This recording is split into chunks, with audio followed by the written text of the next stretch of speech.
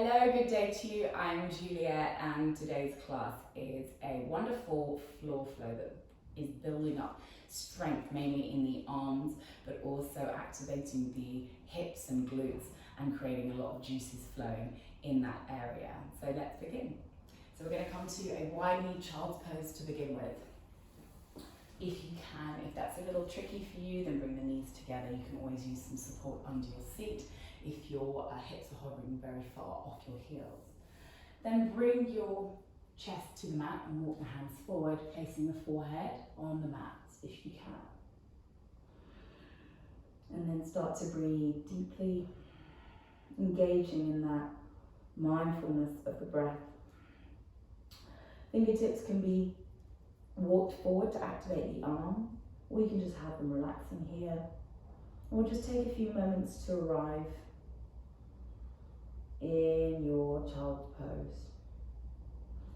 Now stay in your child's pose. I'm just going to speak a little bit about this. I think it's one of the most wonderful, beautiful and nourishing poses. If you think about when we first enter the world, or before we enter the world, when we're in our mother's wombs, we're in the fetal position, all the energy, the nourishment, the love, the care is going right in towards us, and we're keeping that all, we're using it all to grow, and we take nourishment from our mother and from all the wonderful things in the outside world. And then as we grow older, this of course dissipates into the rest of the world, and we use our energy to grow or nourish other things, our businesses, our children, whatever it is, just to maintain a life that we live. And so it's really lovely to come back into a child's pose and to feel that energetic quality, nourishment back into, and bring it back in towards ourselves, and to enjoy that rather than it kind of dissipating into the ether. And also being in a child's pose, which is kind of like its own fetal position, and bringing the head onto the mat means that the energy, instead of it kind of going off into the room and disappearing, it's reflected back in towards us. So it's a really lovely pose when you're feeling less energetic, to kind of build up that energetic quality within the body. So we'll just continue here for a couple more breaths, noticing if there's a little bit of pulling, stressing of the tissues on the inner thighs. That means the pose is working for you. Don't worry, we're not going to be here forever. And just breathe into any areas of discomfort. And with every inhale, feel the lungs ballooning and a big stretch on the back side of the ribs. And with every exhale, feel the chest sinking into the mat just a little bit more. A couple more breaths here in your own time. And of course, the invitation, as always with yoga, is to breathe in through the nose and out through the nose, and seeing the lips if you can. And then when you're ready, slowly, as slow as evolution, bring the torso up, walking the hands towards you, and then bringing the torso forward and bringing the knees together. And then you're going to stack the shoulders above the wrists and the hips above the knees into a tabletop position. Now, instead of taking some usual rounds of cat-cow, as we do to warm up the spine, I'm going to ask you to swoosh your tailbone from side to side. Yeah? So imagine we've got a long tail extended down from our torso. We're going to move it from side to side, that imaginary tail. Don't worry about what this looks like. It's about embodying the vessel that you have, your body, and feeling into it and gaining that connection. Maybe start to dip the shoulders as well. And have some fun. You know, you're on your own, or maybe you are practicing with someone, but it doesn't matter. Feel into the body, notice those areas of stiffness. If there's a place that feels quite good, just pause there, hold it. Yeah. Nice. We have very routine patterns of movement, you know, sitting down, standing up, walking, collecting things, holding things, maybe cooking. So it's really nice to disrupt those routine patterns of movement and to move in a slightly unusual way, and just notice other parts of our body that we maybe become disconnected with. And maybe taking some rolling cat-cows here, so scooping the chest forward, lifting the tailbone, and then exhaling. Shoulders are like an angry cat. as you bring the tailbone down towards the heel. Inhaling. And then exhaling. Chin into the chest, tuck the tailbone under. Breathing in. And then breathing out. Lovely. So really slow down the movement to optimize the benefits. And then when you're ready, come to that neutral tabletop. Gaze in between the hands to elongate the back of the neck. And then tuck under the right toes and send the right heel back in space for 1. And breathing in. Breathing out for 2. Inhaling. Waking up the back of the calf muscle, sending the hips back in space to extend that heel back even further for 3. And then you're going to pivot on the left knee. So bring the left foot out to the left at that 90-degree angle. Place the sole of the right foot down. And then lift the right arm up to the sky. Sorry, I have my back to you. 1 line wrist to wrist. Just in a modified side plank pose for 1. Inhaling. If you need to tuck under the left toes to support you, you can. Exhale, 2. Inhale, you're really activating that arm on top, the right arm, by extending the fingertips out. It's not just ornamental, yeah? Exhale, 3. Inhale, the right arm reaches up and over by the right ear, along with the right leg. And then exhale, we're going to crunch knee to elbow. Inhale, stretch and reach. Exhale, crunch knee to elbow. Inhale, stretch and reach. You're kind of like a coffee table from the side. And then exhale, squeezing in the abdominals, knee to elbow. Last one here, inhale, stretch and reach. Lift the right leg higher if you can. Notice the fire starting in that right glute. And then exhale, knee to elbow. Inhale, stretch and reach. And then exhale, plant the sole of the right foot down. And then the left arm reaches up and over in your Parigasana, your gate pose. Exhale, 1. So you're gazing at the left fingertips and trying to open up the chest towards the sky for 2. And then as you inhale, your right hand is sliding around your right calf for 3. Then we're going to flow a little bit here. Inhale, left palm plants down, right leg lifts, right leg up and over, right arm up and over, sorry. Exhaling, back into your gate pose. Inhale, left hand down. Exhale, gate pose. 2 more like this. Breathing in. Breathing out. Inhale, really squeezing the tummy muscles here. And then exhale. Inhale, release the arms. And then exhale, we're going to place the sit bones on the outside of that left foot. We'll have a little shuffle, a little wiggle. And then transition into Janushirshasana. So sole of the left foot comes into the right inner thigh. And then right leg is extended.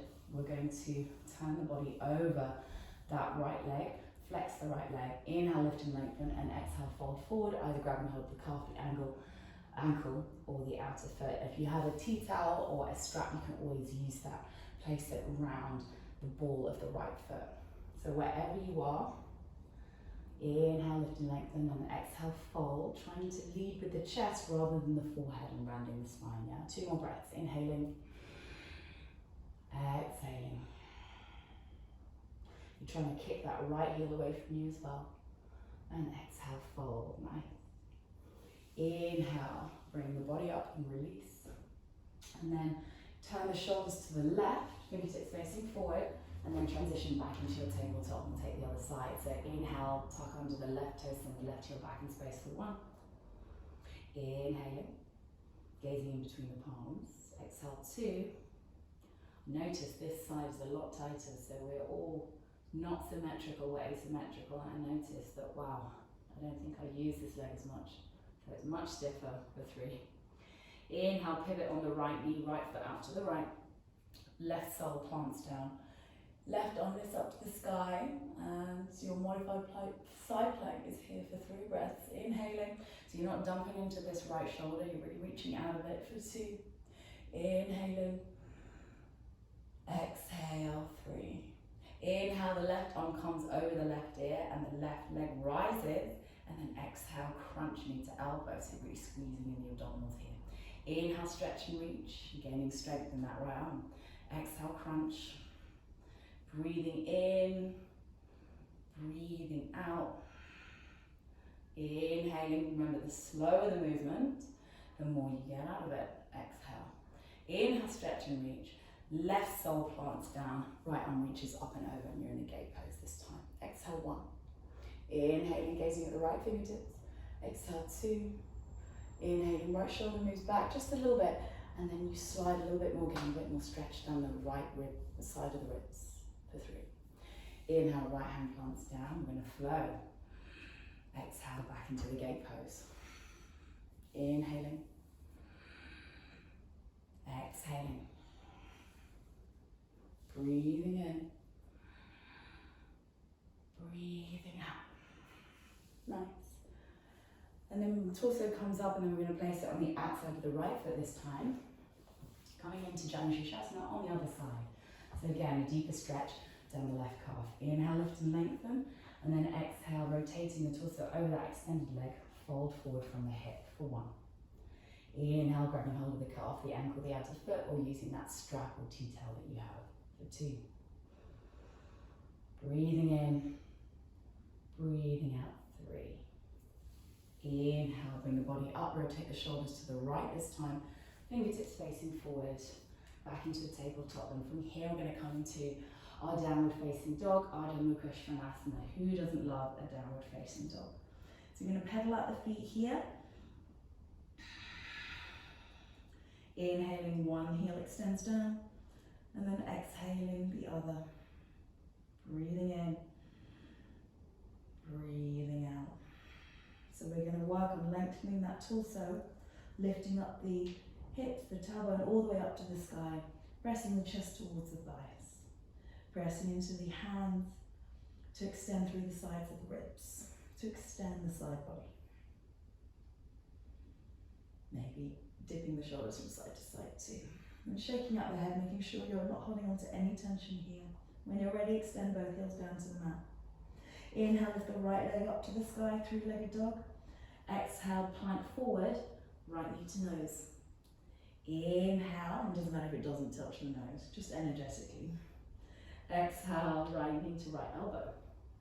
Inhale, 3-legged dog. Exhale, right knee to left elbow, and then kick that right leg out to the left, and then lift the left arm up, and then come onto the instep of the left foot. You're in fallen star. Exhale, 1. I love this name. Inhaling. Exhale, 2. And notice how it's building up even more strength in that standing arm. Exhale, 3. Inhale, squeeze the tummy muscles, and with straight legs, just bend the right arm and come down and lift, keep the hip bones down, and then place the soles of feet together, bring them in towards you, holding on to the ankles, and then start to pulse with the knees. So we're waking up that hip ball and socket joint, bringing some synovial fluid, some lubrication into the joints here. And as we get older, our tissues become more and more dehydrated, so it's really important to hydrate them. And you do that, obviously, by drinking water, but then after drinking water, it's by moving. So keeping them moving. So this will be really nice. You can also pull, using the strength of your arms, onto the ankle. Pull your chest up, so you're bringing your torso nice and tall, lifting through the crown of the head. Then when you're ready, extend the left leg, bringing the sole of the right foot into the left inner thigh. And then rotate the shoulders around to the right. And then we're going to transition into pigeon just smoothly onto this side. So walking that left leg back, scooching it back, both hip bones pointing forward. Maybe you want to get some padding underneath that right glute. Inhale, lift and lengthen, and then exhale, we're going to bring the chest forward and bring the forehead down to the mat just for a few breaths here in our pigeon pose. Lovely, delicious, yummy, deep stretch in that outer right hip. Everyone has their version of pigeon which they really enjoy. There's no such thing as someone that doesn't like pigeon. But it's all about the setup and where you angle that front bent leg, and whether you've got some modifications, some props to help you modify in a way that's nice for you. But eventually, everyone will find the perfect pigeon pose and reap the rewards. Breathe into that tension in the outer right hip. yourself to melt into this pose. Just one more deep breath here. Or I could stay there all day. And then walking the hands towards you, tucking under the left toes and slowly coming out of pigeon, stretching that right leg all the way up and back. And then meeting in a downward facing dog. Other side, inhale, left leg lifts up to the sky, three-legged dog. And then exhale, plank forward, knee to nose. Inhale, three-legged dog. Exhale, knee to left elbow. See if you can lift it a little higher. Inhale, three-legged dog, excuse me.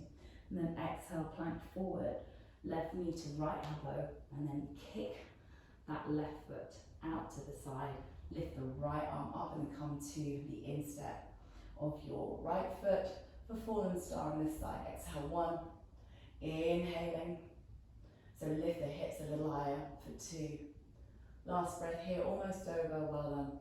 Exhale, three. Slowly with straight legs, release down. So now I'm in a kind of straddle shape. I'm going to separate the legs as far as I need to get a nice deep groin stretch. And then I'm just going to tilt the pelvis forward, bring the weight forward in between the hands, pressing the hands down. Maybe you can take your forearms down, but I don't want to round my back. And I'm quite tight here today. So I'm just going to stay here for a few breaths. You can choose to flex the feet. You can choose to walk the hands forward. But do try and keep the integrity of the straight spine in your straddle. And if you can't see my legs, I'm just doing this.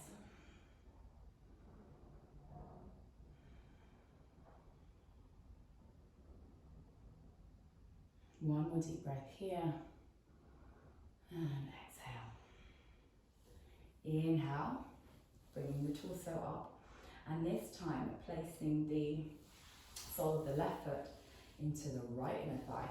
And then I'm just going to scooch the shoulders towards the left and come into pigeon on this side, so the right leg is extended back behind me. I'm going to bring it back even more to see if I can get a little stretch on the hip flexor.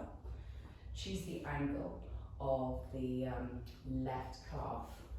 Flex the foot if you have any knee issues. And with both hip bones pointing forward and maybe a little bit padding underneath your left hip, you can bring the torso forward.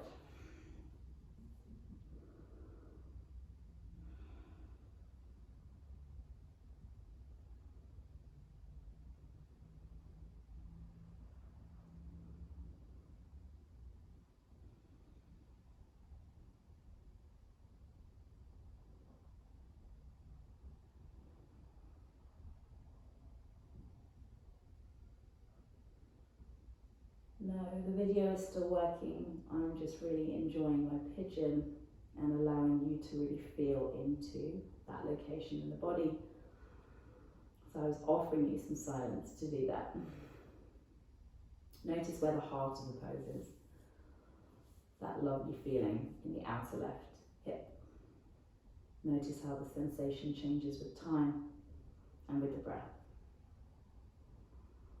One more big breath in. Exhale, sink a little deeper into the pose. And when you're ready, breathing in, walking the hands towards you, tucking under the right toes. And sending that left leg up and back. Then inhale forward to a plank and then exhale lower all the way down. Come to flip over, lie on your back. I'm going to take a little bridge pose here, but I suggest maybe a supportive bridge. So using a block or cushions or whatever you have, placing something underneath, something a little more restorative here. Underneath the hips. Just enjoying that feeling of the hips being a little higher than the heart. Knees up, soles of the feet down, about a hip width apart. You could go even higher maybe. You could build up some books if you're at home. Lovely feeling. Nice little mini inversion, gentle inversion, just to finish off the practice.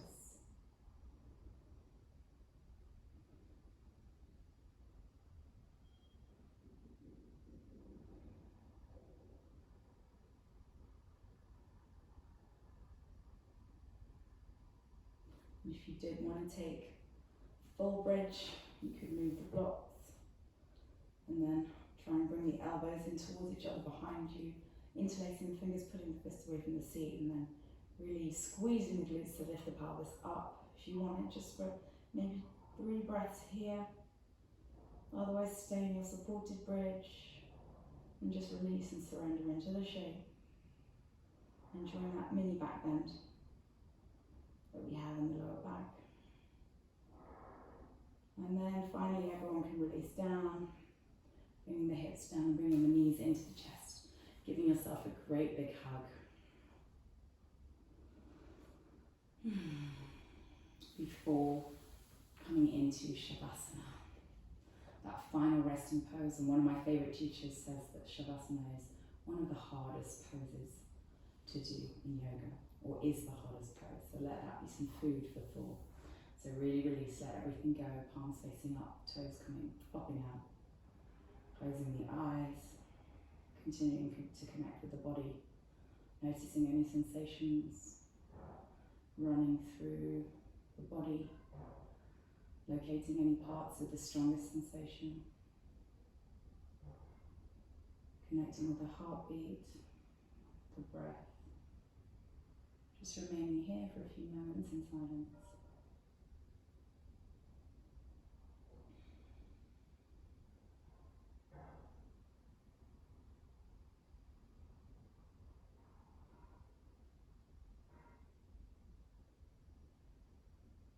And because this is a short class, I'm going to talk you out of Shavasana. But if you can stay here for a little longer, then by all means do.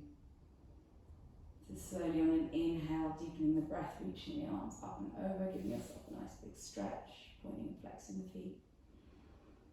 And then coming into that fetal position one more time, and using that to rock up very slowly, keeping the eyes closed. Coming to sit in a comfortable position, hands at heart center, bowing the head for the time and space, the body in which to practice. Thanks for joining me today, guys. Namaste.